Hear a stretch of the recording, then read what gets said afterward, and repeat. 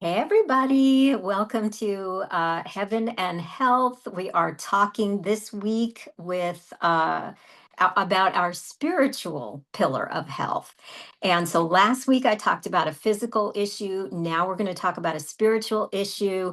And this is joining me today because she is wonderful.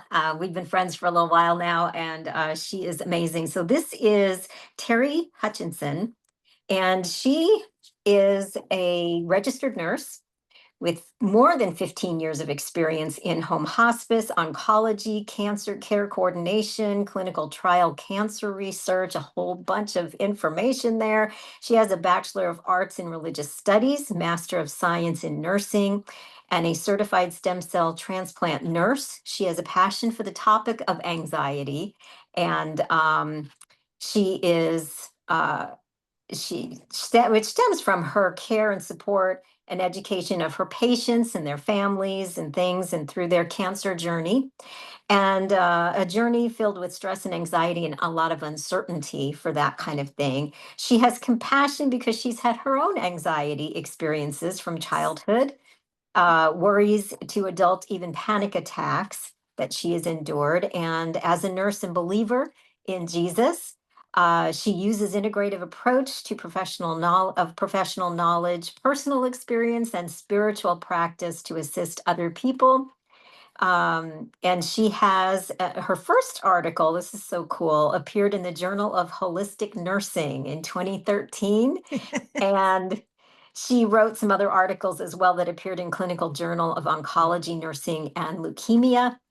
And she is the host of Anchored Not Anxious podcast. We will have some of her information below for you. But welcome, Terri. I'm so glad you're here with me. Oh, thank you so much, Jojo. This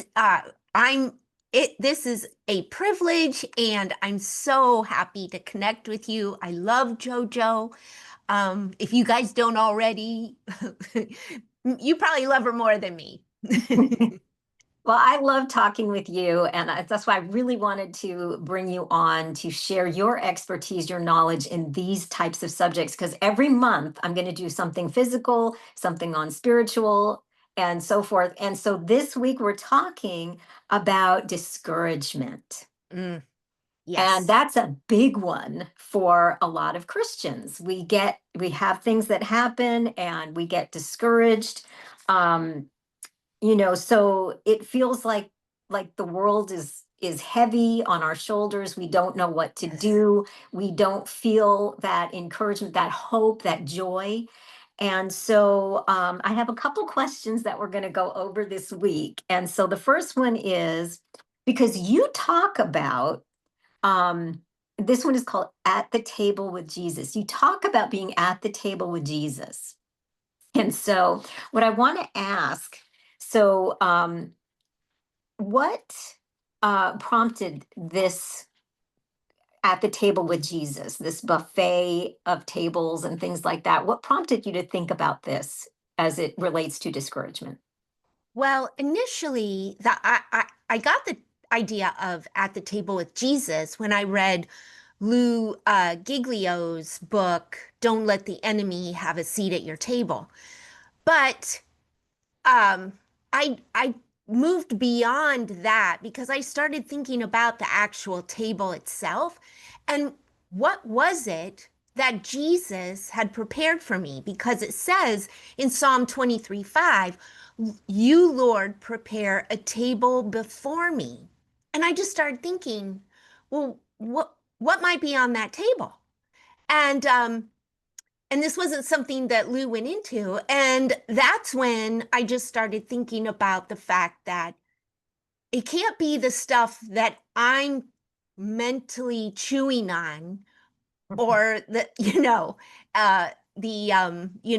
I can't, I'll never, why is this happening? I should be able to handle this. Um, you know, I feel so broken. Let me tell you something. I'm pretty sure. I haven't actually seen the table, but I do not think those things are on Jesus's table. That's not what he has prepared for you, me, or any of you out there. Yeah, definitely. And you also compare it to the food that we eat. And this is where I come in because I've seen this a lot myself. So tell us a little bit more about that. Well, it's easy for me to grab a power bar rather than going to through the effort of making a salad, with good for me stuff in it, right? That takes more time. And so Yeah, just as we get lazy about our food choices, we consume the first thing that comes into our mind, right? Um, we don't kind of put the brakes on and say, do I really want to think that? I mean, we can open up the pantry cupboard and we're browsing around, you're not going to find any spinach or lettuce, pepper, you know, in there. What you're going to find is quick and easy. And I feel that's what we do, especially when we get frustrated or overwhelmed, yeah, or we start to just overthink something. yeah. And I think for me, it's like it's not even just that it's quick and easy. We kind of crave. So we have a craving to feel comfort. So it's comfort food that we're craving. And we need to train our bodies to crave the good things, the good food, because what we're putting in to our bodies is very important for how our bodies are going to react. And what we're putting into this here Mm. is the same way. So you talk about certain things that we say to ourselves. So share Y- a little about some of the things we say to ourselves and why that matters. Well, by the time we reach our 40s, we have either said things, we have collected, a bucket, a table of phrases, go-to thoughts, things other people have said to us that have stuck with us, and we've taken on as our identity. And Yeah. so you've got this table that, it's right there because it's embedded in our minds. So, but the statements that are more positive and encouraging or more evidence based, those those are not embedded. We actually have to exert some effort to create those. So some of the things we say is, I'm a total screw up. uh, I nothing ever works out for me. It's a lot of um this day started bad, it's going to end up bad. I sort of said that yesterday, but Because we you all know, do this from I time to know, time, don't we? I know. Yes. I'm selfish. I'm broken. I should be ashamed. I'm not enough. I don't measure up. They're better. Why can't I understand this? And those all those phrases belittle and chip away, right, at your self-worth. And none of it promotes positive self-care. Yeah. Those other phrases, that takes some time to put together, and we can create that menu, so to speak. But just like any good cook, we, we got to make our selections, make sure that we have the proper ingredients, and we want it to be tasty and satisfying, right?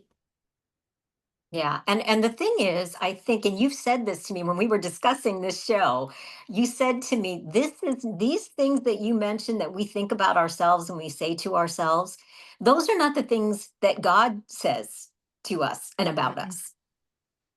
No, not at all. Yeah. Jesus did not engage in shaming the people who, he shamed the Pharisees because they should have known better, right? They were the religious leaders, but not, you think about Mary and Martha. He didn't make Martha feel horrible. He just said, hey, she's chosen something better. He didn't say, well, you're doing the wrong thing. No, Yeah. it was necessary. Maybe the timing was a little off, but over and over again, there was no condemnation from Christ. And we Yeah. shouldn't be engaging in self-condemnation either. Right, right. And that's where, like, we're talking about when you go and you grab that candy bar, that whatever comfort food is for you, you're really damaging your body. And Hmm. when you go and you grab that menu of I'm not enough, I'm bad, I'm, selfish, I'm whatever that negative menu of words that you're feeding your mind, you're doing the same thing. Yeah, Yeah. yeah. I mean, we need to pick off of a different menu. Yeah. That's the bottom line. We got a bad menu, and there's nothing good on it for us. Right, right. And that's where Jesus comes in because he's got everything good for us. And we need to Hmm. see ourselves the way God sees us, the way Jesus sees us, and Yeah, talk to ourselves that way. definitely. I mean, Yeah, he calls us friend. We are shining stars in the universe. We are his prized possession, yeah. a treasure. So you had another question that I wanted to bring out as well. So how does that unhealthy feasting that we do on negative messaging, how does that affect us spiritually? Because we know emotionally we're discouraged, right? But how does Yeah. that affect us spiritually? So, first I can believe how I label myself is how Jesus labels me, okay? And that's just a lie, all right? Yeah. And so imagery is very powerful for those watching, I want you to imagine a table with two chairs, all right? And Jesus is already sitting in one of the chairs and he's waving you over with his hand saying, hey, take a seat. All right.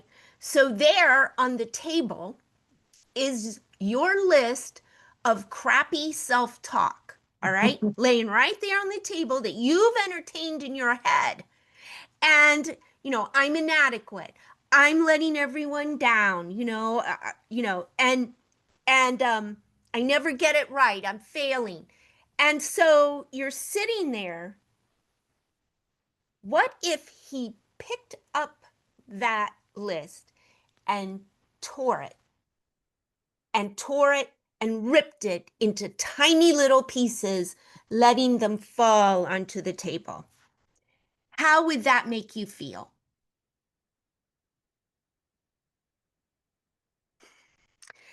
Again, it says in Psalm 23:5, you, Lord, prepare a table before me in the presence of my enemies.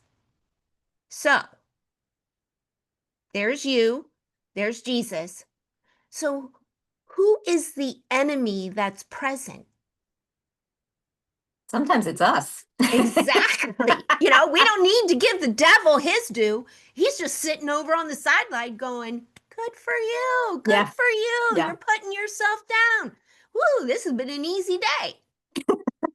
It's like, absolutely. Yeah. So it's just a matter of like it is with our physical body, we have to choose what we're going to eat. It's got to be good things that we're going to put in our body, but it also has to be good things that we're putting in our mind.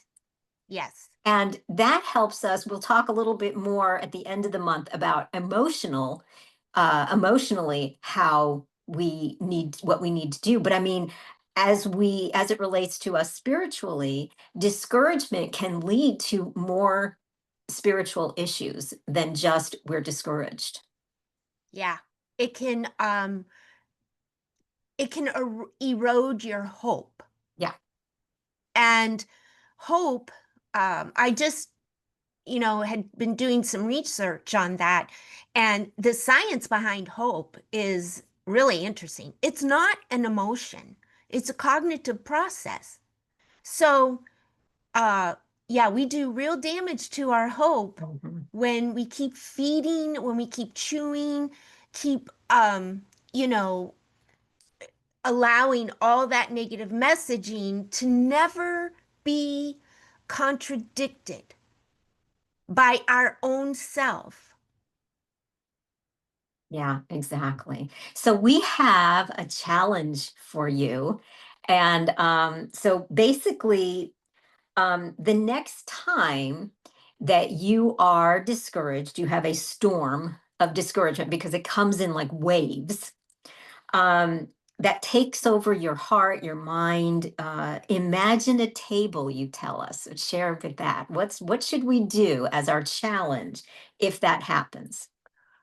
Oh, well, I would say,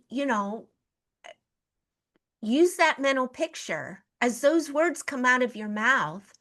Imagine that Jesus is right there listening, and, he's hearing what you're saying. And just ask yourself, is this what Jesus would say to me? Is this what Jesus has prepared for me on the Mhm. table, on his table? Right. And if you say no, then you've taken the first step. And I'm absolutely sure Jesus would say no. So, no is a Yeah. good answer. Yeah. And the Awesome. more you do it, the more you start to reset your mental menu. Yeah, and that's very similar to what I tell my clients too. The more that we do something that's good for us, the more we want to do those things. So the more we eat good food, the more our bodies are going to help us out by craving the good food. The more we do the good spiritual things that help us spiritually, the more our spirit craves those things, and it becomes easier to do, doesn't it? Oh, yeah. But I don't want to, make out like it's super easy. Oh I yeah, mean, it you takes know, practice. yeah, you Yeah. you have to want to hear your own voice telling you something different. Hmm. And that will take a little bit of time. But here's another small side challenge. You know, are you worth it? Are you worth the effort? Yes. Yes. And that's the answer. Yes, you are. Yeah. Awesome. Well, thank you so much for coming on today. We will have some information on the bottom of this. I'm going to be posting this in YouTube, but other places, little snippets. And so we will welcome you back in a couple of weeks to talk about the emotional part of it. And thank you so much. Thank See you you for all the next time. opportunity, Jojo. All right.